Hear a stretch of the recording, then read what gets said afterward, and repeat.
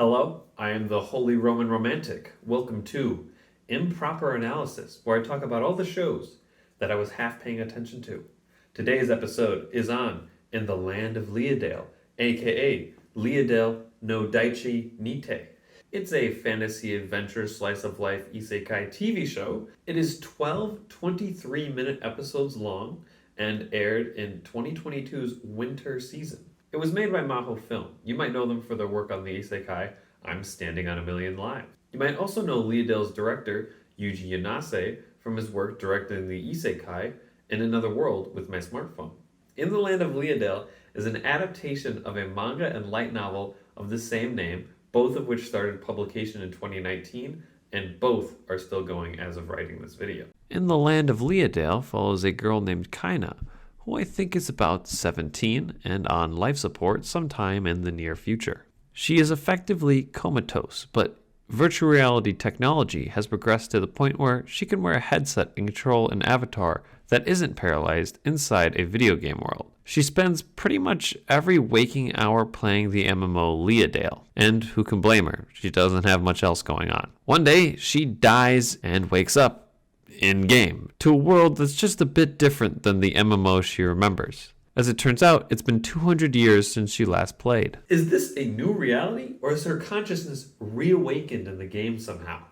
I honestly can't remember.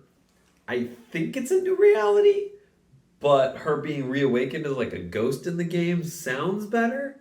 What can I say? The analysis is improper. The setup for the Isekai is pretty unique, but once we're in the new world, it feels like we're treading a lot of ground that other shows already have. Basically, it's just, it doesn't really stick out to me as anything special. Well, with the exception of one thing. You see, Kaina, before she died, she adopted 3 children in the game, a dwarf and 2 elves. Dwarves and elves can live to be hundreds of years old, so when she wakes up 200 years later, she meets and talks to her kids. It's very wholesome. There aren't a lot of anime that cover parent-child relations.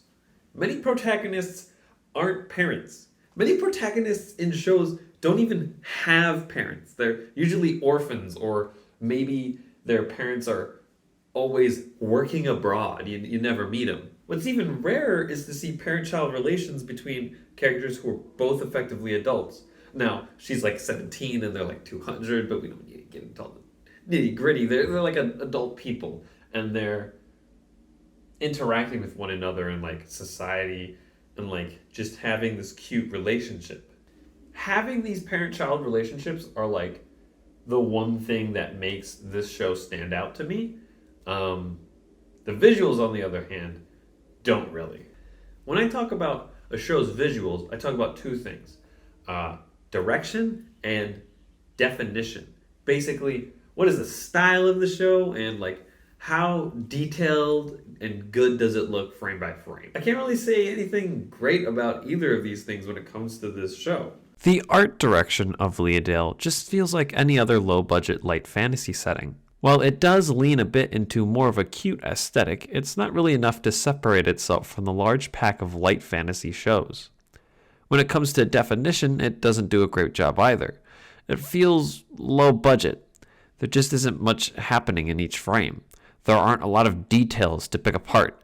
The lighting on characters and their surroundings is usually pretty flat. This makes shots have a slight uncanny feeling, like the world characters are standing in solely exists for them to stand there and act. When you see the inn for the first time in the first episode, it doesn't feel like a lived-in space. It feels like a set for characters to act in. It's not like this is a massive, glaring problem. Leadale isn't really even unique in this regard. It's actually pretty common for a lot of animes these days to be low budget and look kind of plain. I just think that if the show had more time and money, it would have looked better, which isn't the case for everything. All right, let's wrap it up. Would I recommend In the Land of Leadale? No. The story isn't very interesting beyond, that intro and the parent-child relationship. Most of the other stuff just felt like boring slice of life lulls, or, I've seen this in like 3 other fantasy anime before. You know, lots of recovering ground for me. And, you know, it also isn't visually the best. That's about it. Be sure to subscribe, and I'll see you again tomorrow.